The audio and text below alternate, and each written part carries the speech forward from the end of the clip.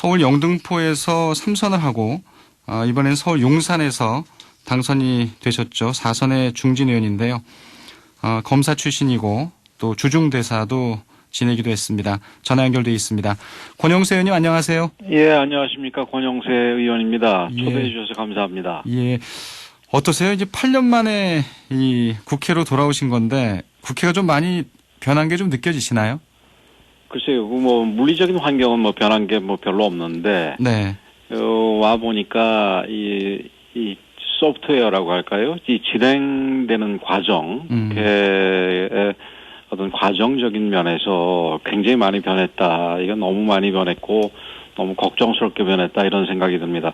그럼 한마디로 얘기해서 이 뭐 타협이라든지 뭐 합의라든지 협치라든지 하는 게 완전히 실종이 됐습니다. 예. 그 2004년도에 당시에 열린 우리당이 여당이자 다수당이었을 때도 상당히 그 비민주적인 형태를 보였고 운동권 정당의 모습을 보였는데 그러나 지금은 그 그때하고도 비교할 수가 없는 정도인 것 같습니다. 상당히 걱정스럽고 이런 식으로 민주주의가 후퇴되는 부분은 반드시 21대 국회 중에 변화가 있어야 되겠다. 다시 정상화가 돼야 되겠다. 이런 생각이 강하게 듭니다. 네. 정상화가 되는 방법은 어떤 게 있을까요?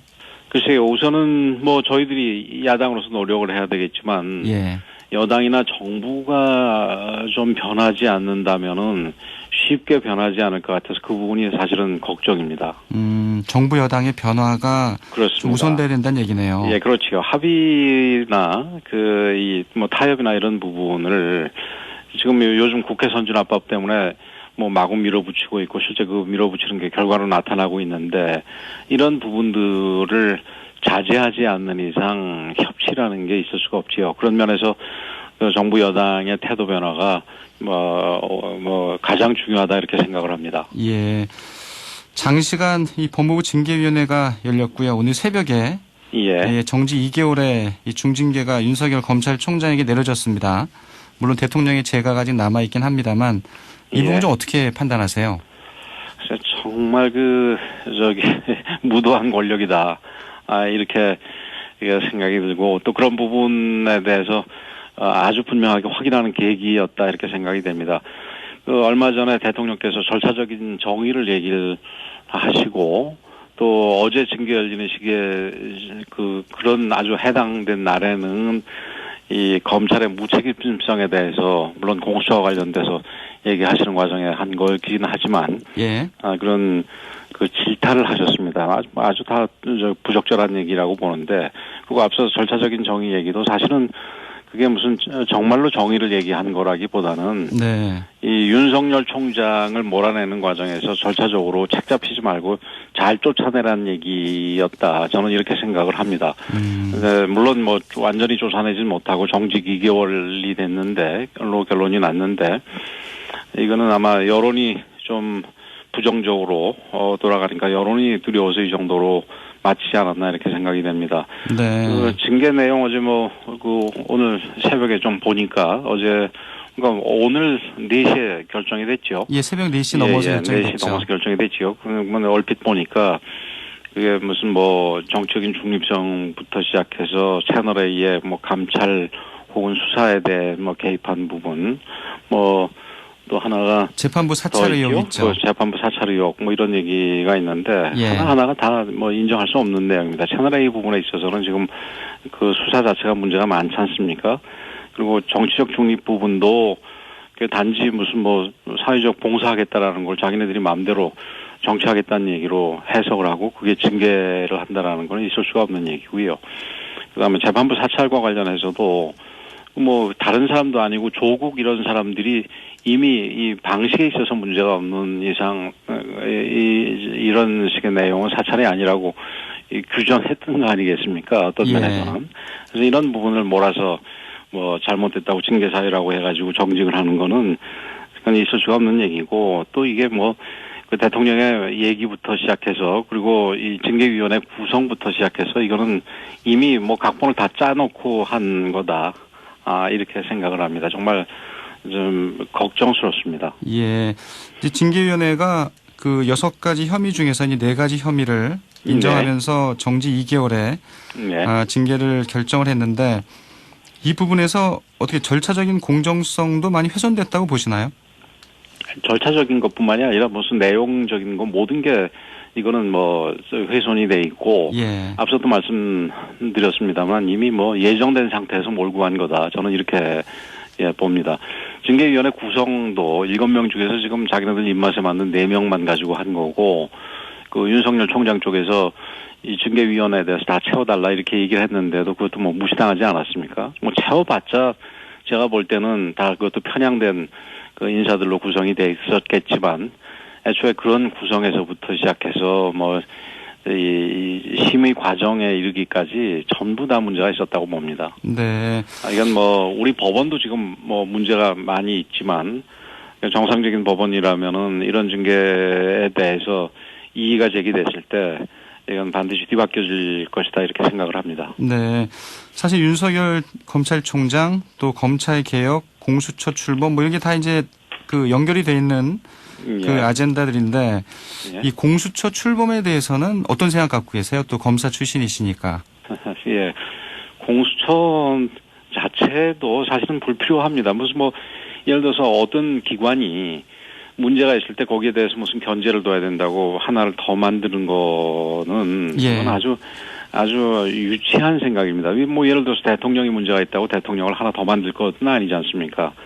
그 검찰 자체에 대해서 좀 변화를 시키고 그래야 되고 그다음에 기존의 우리 헌법상 그다음에 그 기존 헌법 외에도 다른 선진국에서 그 이 실시하고 있는 여러 가지 견제 균형 제도를 활용할 생각을 해야지 지금 어디에도 유례가 거의 없다시피 한 이런 공수처를 동원해 가지고 검찰을 그 뭐 이 견제한다 이거는 그 구실에 불과하고 사실은 어제 뭐 대통령은 이상한 얘기를 하셨습니다마는 공수처를 통해서 하나의 칼을 더 가지고 우리 사회를 더 탄압을 하고 검찰을 완전히 예속화시키겠다 이런 얘기의 다름이 아니다 이렇게 생각을 합니다. 예.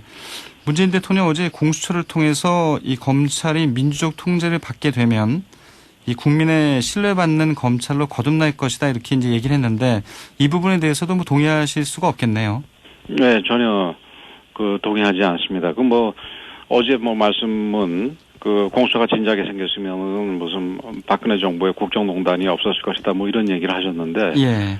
거꾸로 문재인 정부의 지금 국정농단이 이 공수처로 당분간 덮여버릴 것이다 저는 이렇게 생각을 합니다. 제가 그 이 당분간이라고 얘기하는 거는 이건 뭐 언젠가는 그 국정농단이 어떤 형태로든지 밝혀지시 영원히 덮을 수 없다 뭐 이런 취지에서 말씀을 드리는 건데 어쨌든 그 공수처로 인해 가지고 이 검찰이 모처럼 지금 자리를 잡아가 있는 검찰이 완전히 무력화되게 될 거고 그러므로 인해 가지고 뭐 이 민주주의의 후퇴 궁극적으로는 그리고 뭐 구체적으로 본다면은 이 정부 국정농단의 은폐가 어느 정도는 그 진행이 될 거라고 생각이 됩니다. 뭐 이런 그 우리 대통령의 해석을 보고 예.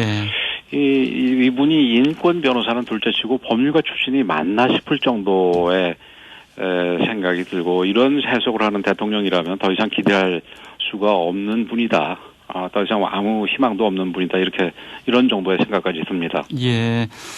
결국 공수처로 인해서 이 현 정부의 이 국정농단이 나타날 수도 있다 이렇게 걱정을 하시는 거네요. 그러니까. 국정농단이 덮일 것이다 이거죠. 당분 그래서 걱정하는 거지요. 예. 예, 국정농단이 이제 임기 말에 그 뭐 검찰이라든지 이런 다른 수사기관에 의해서 이제 서서히 드러나기 시작을 할 텐데 그런 부분들을 공수처가 다 그런 사건들을 가져감으로 인해 가지고 가져가서 덮어보는 이유로 인해 가지고 당분간 이 정부 시기 중에는 국정농단이 밝혀지지 않을 것이다 이렇게 보는 거지요.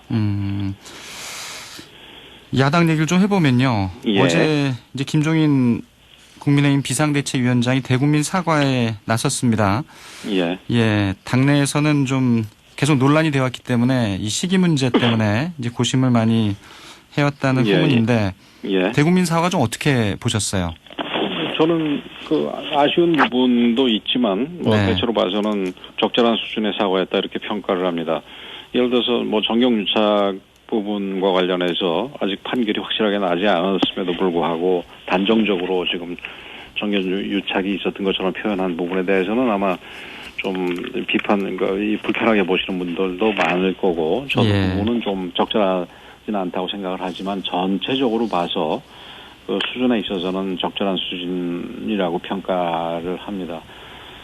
이제 뭐 비판하는 분들도 그리고 사과 자체에 대해서 비판하는 분들도 많이 계십니다만은 예. 이 정당이 특히 요즘 같이 이 어떤 면에서 뻔뻔스러운 여당과 정부를 보면서 스스로 이 허물을 반성할 줄 아는 정당이라는 부분이라는 면을 우리 국민들이 평가를 해주실 거라고 생각을 하고요. 예. 그 바탕 위에 이제 여당의 실정에 대해서도 적극적으로 비판을 하고 또 우리가 그 내후년 있을 대선에서 그 재집권할 기반을 만들 수가 있다. 저는 이렇게 생각을 합니다. 네. 당 내부에서 이견이 있지만 결국은 다 통합이 잘 될 거다 이렇게 보시는 거네요. 그렇습니다. 예. 일각에서는 이 두 전직 대통령의 이 사면을 좀 염두에 둔 사과가 아니냐 이런 지적도 있는데요. 아마 그런 부분은 염두에 둔 건 아니라고 저는 생각을 합니다. 예. 우선 한 분은 지금 이 모든 판결이 확정돼서 사면의 대상이 될 수는 있는 상황입니다만은 또 다른 한 분은 아직 재판이 진행 중이니까 사면이 불가능한 상황 아니겠습니까? 그렇죠. 그래서 그런 상황에서 지금 사과하는 거가 사면을 염두에 둔 거다. 저는 이렇게 생각은 안 합니다.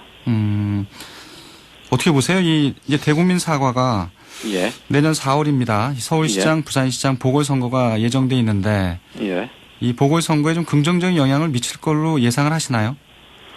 저는 직접적으로 그렇게 큰 영향을 가질 거다라는 보지는 않지만 굳이 예. 그래도 이 영향이 있다면은 부정적이지는 않을 것이다. 최소한 조금이라도 긍정적일 것이다. 이렇게 봅니다. 아까도 말씀드렸듯이 지금 여당과는 달리 스스로의 허물에 대해서 볼 줄 알고 또 반성할 줄 아는 정당이라는 면이 아마 그 긍정적인 면으로 작용을 하면 했지 부정적이는 않을 것이다. 이렇게 저는 생각을 합니다. 예. 이제 서울에 이제 국회의원이 49분 계신데 예, 야당 이제 그렇습니다. 국민의힘이 지금 8분이시잖아요. 예.